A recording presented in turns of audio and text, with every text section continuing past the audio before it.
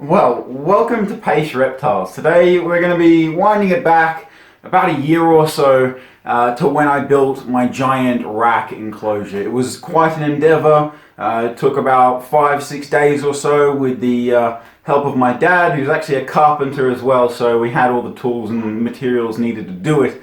We just needed the time and the excuse to do it. And that cupboard pretty much gave us everything, and so cracked on with it, and we got an amazing setup out of it. So make sure to stick through the video, see how it was built, so you can build one at home.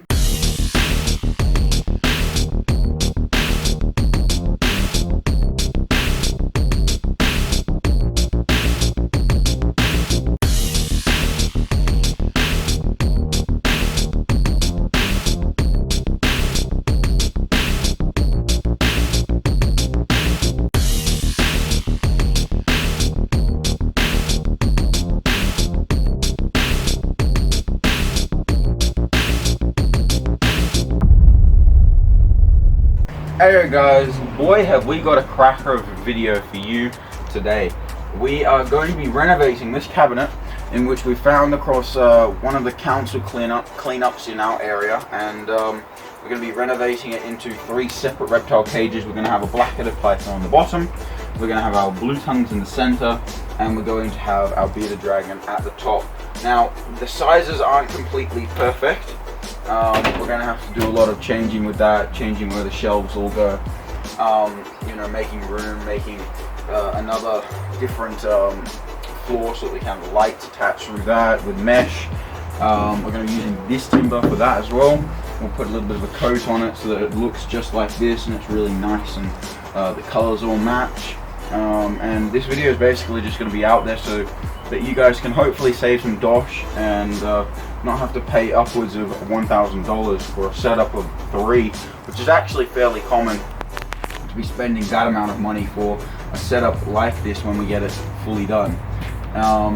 And you'll be able to stick, multiple enclosures in this, 3 in this one. But I mean, if you were keeping smaller species, you might even want to halve that, and then you could have 6. So you were keeping geckos or really small monitors, actually not really monitors because they need a lot of space. Maybe very young Gillen's monitors, you could keep them in separate enclosures. You probably want to just lengthen that. Say you wanted to keep a frilled dragon or a Boyd's forest dragon, you could halve that. Carpet pythons as well, halve it. It really just depends on how you want to keep it, your animals, and what animals you're planning to keep in an enclosure like this. The same thing applies. You don't have to have all this ornamental stuff on the outside. We just found it and thought it looked blooming brilliant, so we're going to keep it this way. But you just basically build a basic box and then sort out the things on the inside like we're going to do.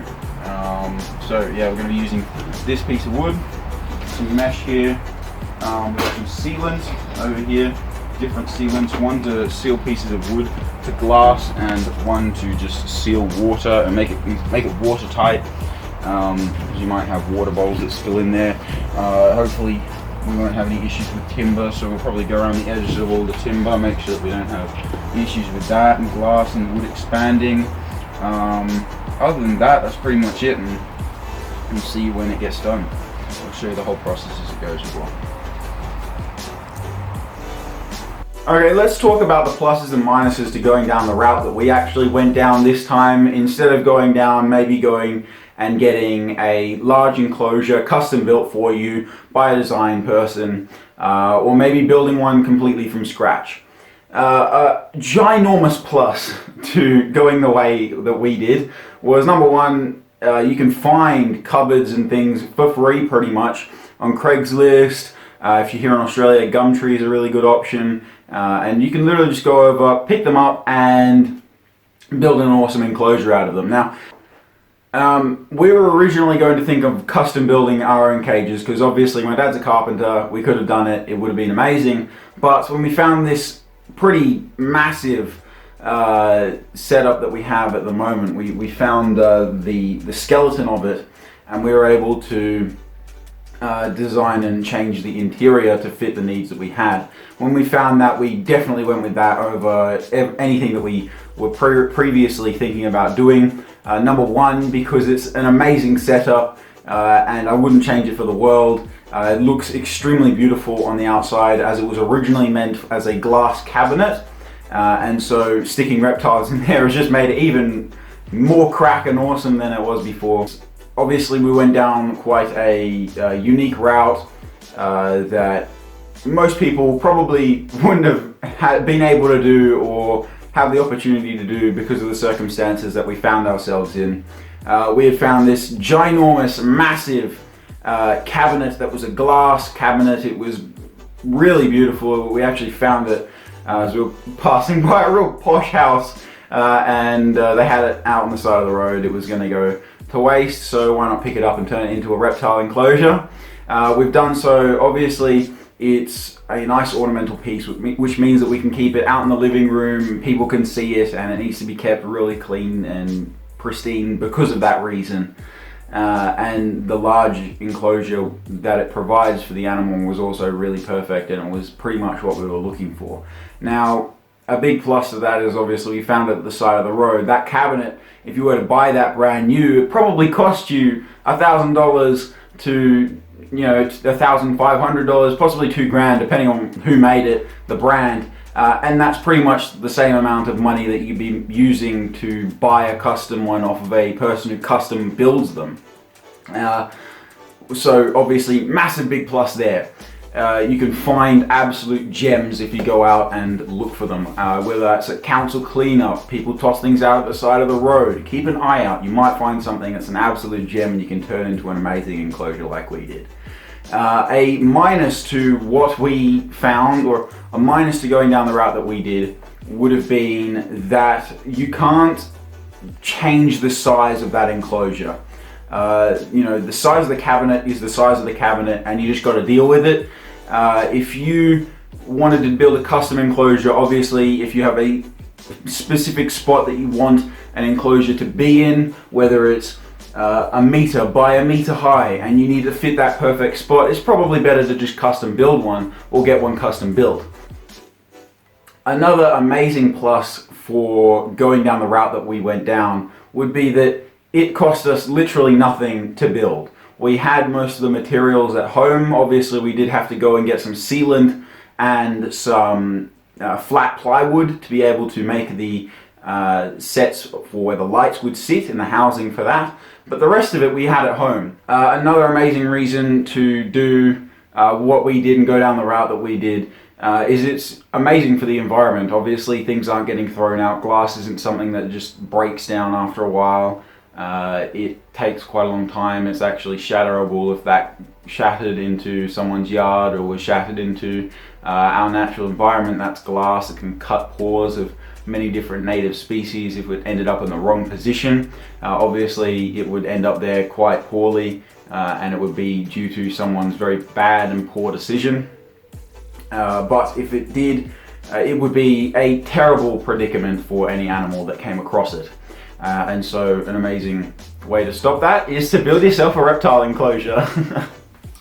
Rightio, let's take a look at the design now of the enclosure. The enclosure was split into 4 layers, or there's 4 levels to the enclosure. You have obviously the ceiling level, which would be modified. You have a wire insert, which is what allows the UVB to penetrate into the enclosure and obviously hit your dragon, which is what they need to happen. If you put glass over the top, it will filter out all of the beneficial parts to actually having a UV light.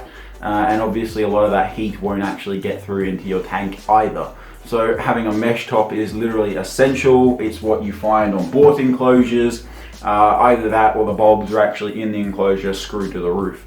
Now we went for the latter, obviously got ourselves mesh. The UVB fittings, like this similar one behind me, sit on top of the enclosure, and then the heat bulb is actually, there's special fittings that you can buy.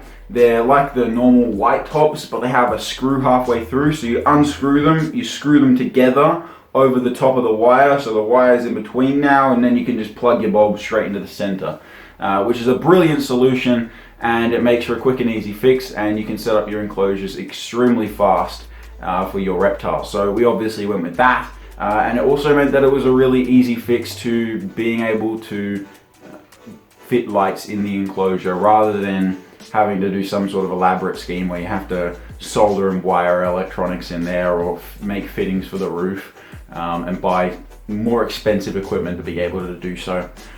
We also wanted to get it done a little bit faster, and it actually turned out really well to do it this way over the other way. Definitely wasn't a cheap job, and it definitely wasn't done to where it wasn't a good standard, but it definitely wasn't done to where it was like the top end. It gets its job done and it does it really well, and so I recommend if you want to build an enclosure similar, go with the method that we did. It's absolutely fantastic. I've had it running for over probably about a year or a year and a half now, and it's running fantastically. I wouldn't recommend it enough. Now, obviously you've got those 4 levels.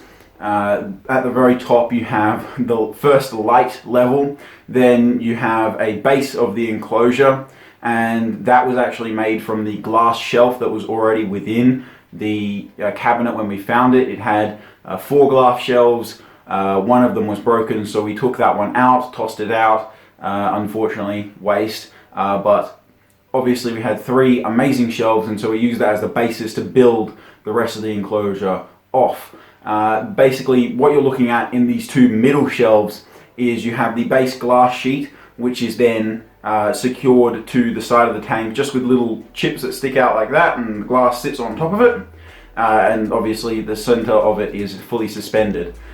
This is not tempered glass, so it means that I can't put a ton of rocks in there or anything, because that could probably shatter the glass and in turn no more enclosure. I want to keep my enclosure, so I'm not going to do that. So obviously be mindful of that when you're building an enclosure from a glass cabinet like mine. You have to take into consideration the materials that you were provided with in the beginning, or buy better ones to be able to suit your job and do your job a lot better. Mind you, it is quite a strong piece of glass now because it has a wood frame around the top, which is what keeps the substrate in, and then you have these beams which attach to a piece of plywood, which is basically a plywood frame that then the mesh attaches to at the bottom, and you have this gap that your UVB light can sit in on top of the mesh, and the cords come through holes in the back, and obviously this will all make sense when you're watching the video on how everything fits together. Now the next amazing part is you have a repeat shelf at the bottom, and then at the bottom it is just the raw floor. So there wasn't too much to be done to make this really usable for all of my animals. The only thing I would actually go back and do is around the substrate layer, I would fill that in. So obviously the shelves weren't able to be removed, but that would just mean that the substrate wouldn't be able to go back down behind and fall into tanks below. It's a little bit of a tedious job because I have to clean it all the time. When I had the blue tongue in there on his natural substrate, which you'll actually see in the video that I took about a year ago when I originally made this, but obviously that would have been an amazing choice to do. I didn't think he'd be as messy as he was, but he most certainly was, and that's something I would change in the future. So definitely do take that into consideration when you make yours, if you're planning on doing so. Other than that, that's pretty much the entire design. Take a look at some of the work shots we had whilst we were building it. It was quite an amazing project and an awesomely fun time to build something with my dad. He's an amazing carpenter. Okay, so we have finished the rack completely. It is ready, and we've already got our animals in it, and they're all actually really enjoying it. They're all really curious, exploring the whole enclosure. Especially the python, the blue tongues, they're doing awesome. They're exploring everything. You know, the blue tongues are getting up under all the different logs and leaves and getting amongst the brush. The snake is actually just starting to look. He's just come out of his hide after eating, and he's just literally gone to that corner and come back around. So that'll be really awesome to see what he does.